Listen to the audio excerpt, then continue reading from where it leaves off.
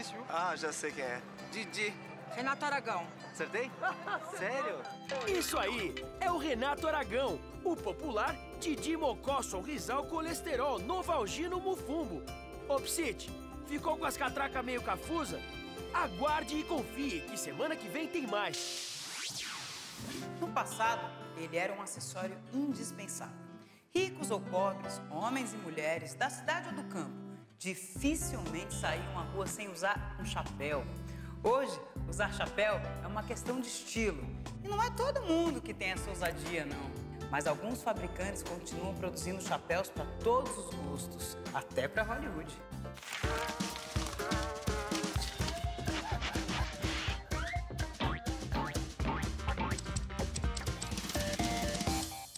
A nossa história começou com a reforma de chapéu.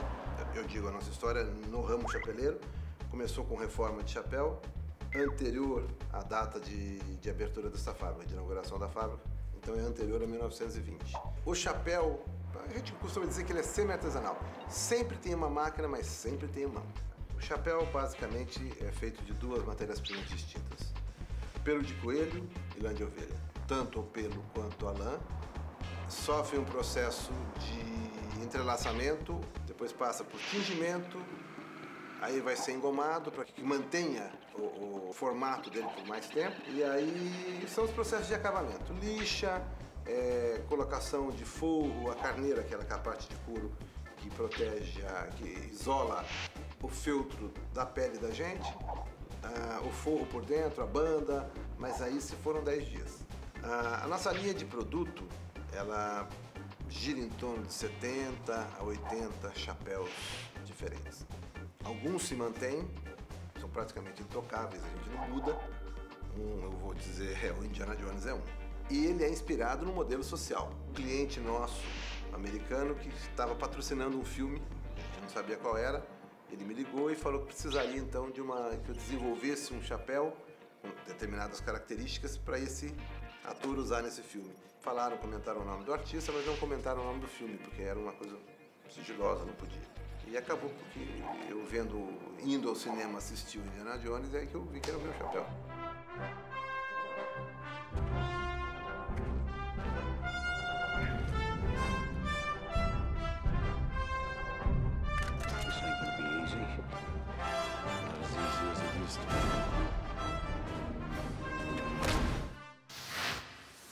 Quando vemos ilustrações representando o Brasil, muitas vezes é incluída uma figura feminina com um toucado cheio de frutas e muita malícia no olhar. Para os americanos, ela era Brazilian Bombshell. Para nós, a pequena notável Carmen Miranda.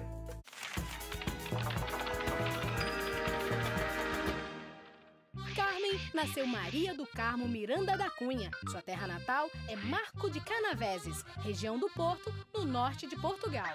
Com 1 ano, a família veio para o Brasil tentar a sorte. Era 1910. Dessa época, até o seu primeiro sucesso em 1930, Carmen tentou ser freira, balconista, aprendiz de chapelaria e modista. Mas foi mesmo com a marchinha Tá Aí, de Gilberto de Carvalho, que ela descobriu sua verdadeira vocação: a música e os palcos. Das telas brasileiras, Carmen rumou para Broadway e Hollywood. Em junho de 1939, assinou contrato com a 20th Century Fox. Foram 14 filmes em 15 anos de contrato, um sucesso atrás do outro. Talento inato, Carmen tornou-se, em 1946, a atriz mais bem paga da América. Dona de poços de petróleo, coleção de joias, mansão em Beverly Hills, transformou-se num mito internacional. Mas nem tudo foi glória na vida de Carmen Miranda. No seu retorno ao Rio em 1940, ela foi recebida por uma fria plateia de simpatizantes de Getúlio Vargas e do nazismo, que não viu com bons olhos nem o repertório, nem o jeito americanizado com que a pequena notável cumprimentou a plateia. Eram anos difíceis. Por conta de uma foto em que, num rodopio, aparecia sem calcinha sob a saia, Carmen foi incluída pelo senador McCarthy na lista de caça às bruxas. Em sua última viagem ao Rio, em 1954, já com visível esgotamento nervoso, ficou apenas 4 meses, o suficiente para dizer: minha saudade é maior que o pão de açúcar. De volta aos Estados Unidos, em 1955, sofreu um colapso cardíaco fulminante. Mais de 1 milhão de pessoas compareceu ao cemitério São João Batista para dar seu último adeus à estrela. Nosso convidado do Papo Cabeça de hoje é um dos maiores dramaturgos brasileiros e um fiel defensor da cultura do Nordeste. Com vocês, o contador de deliciosas histórias, Ariano Suassuna.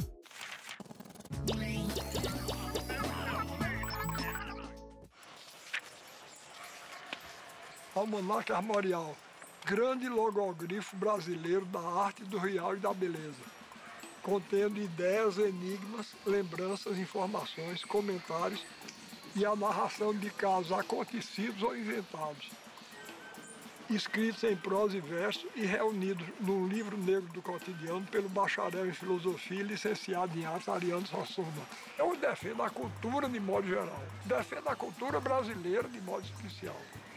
E dentro da cultura brasileira, defendo também a cultura popular. Quando eu escrevi o Alto da Compadecida, eu me fundamentei em 3 folhetos. Assim que eu me alfabetizei, eu peguei a paixão da leitura. Quando eu abri um livro, era como se um mundo novo se abrisse diante de mim, né? Eu peguei na infância 2 tipos de almanaque. Uns eram escritos por cantadores e autores de folhetos. Tinha alguns famosos no sertão inteiro. Todo ano eles publicavam um almanaque com previsão sobre o tempo, sobre chuva, sobre isso e aquilo, pequenos conselhos medicinais, e eram sempre ilustrados com gravuras em madeira, que era uma herança que vinha do folheto. Tinha, por exemplo, palavra cruzada, que eu gostava muito de fazer, porque eu exercitava a imaginação. Tinha os enigmas, as charadas, que eu tinha prazer em decifrar. Eu, lendo os clássicos, eu fui encontrar na história de Édipo, por exemplo, né? Que Édipo é um decifrador. O que a esfinge propõe a ele é uma charada, um enigma, que ele tem que decifrar sob pena de morte. Eu acho isso um negócio do significado mítico extraordinário, porque é a própria vida, não é? É a vida que nos propõe esse enigma e que nos pune com a morte, porque a gente não decifra nunca. Com certeza você já ouviu falar daquele samba que ia rolar na casa do Ernesto, que acabou dando maior cana na moçada sem deixar nenhum bilhete na porta. Pois saiba que o Ernesto, que existiu de verdade, faz questão de limpar o seu nome no cartão.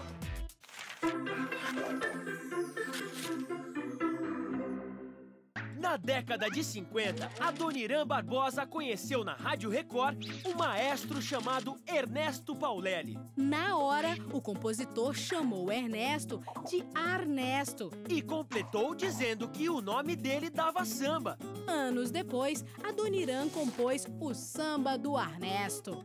Ernesto até chorou quando ouviu a música pela primeira vez.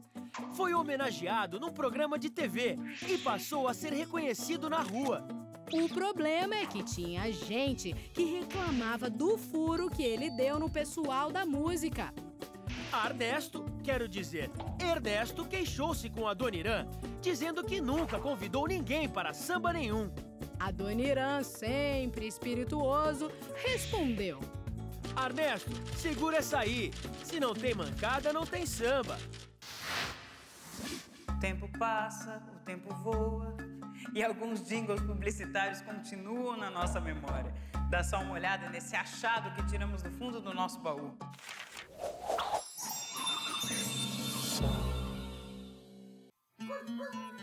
Querida, meu amor é verdadeiro.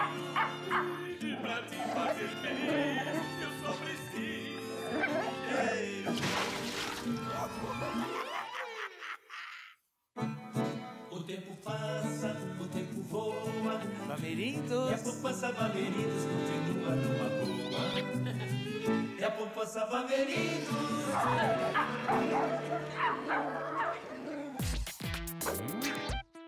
Alguém aí pode me explicar por que é que se fala um barão quando alguém se refere a cédulas de 1, 1000 ou milhão? Hã? Eu posso. Tudo começou com Carlos Drummond de Andrade. Foi ele que escreveu numa crônica em 1979. venham gastar seus barões e seus florianos. O escritor se referia às notas de 1.100 cruzeiros, com a imagem do Barão do Rio Branco e de Floriano Peixoto, que circulavam na época. O termo floriano para designar dinheiro passou rápido, mas Barão acabou pegando, mesmo depois que a nota parou de circular. Aliás, tem um barão aí? Quem acha que passarinho e futebol são assuntos que não combinam, se engana, e muito. Para começar, temos a seleção brasileira, conhecida como Canarinho. E se olharmos mais de perto os mascotes dos times, vamos encontrar uma verdadeira passarada. Gavião, águia, periquito, galo, ibis e até gralha. Parece um viveiro, mas não é. São os times de futebol Brasil afora. Muitas equipes têm aves como mascote ou símbolo. O Atlético Mineiro é o galo e o Corinthians, gavião. No Paraná, o Paraná Clube é a gralha azul. E até o pior time do mundo, o Ibis, tem seu nome inspirado numa ave. E você pensa que para por aí? Nada disso. No Pará, o tuna-luso é conhecido como águia. E em Brasília, o gama é o periquito. Por falar em periquito, o Palmeiras, que hoje a torcida chama carinhosamente de porco, durante muito tempo teve o periquito como símbolo. E com essa revoada futebolística chega ao fim mais um Almanac Brasil. Mas não fique triste não, que na semana que vem vamos voar novamente com você pelas ricas paisagens da cultura brasileira. Até lá!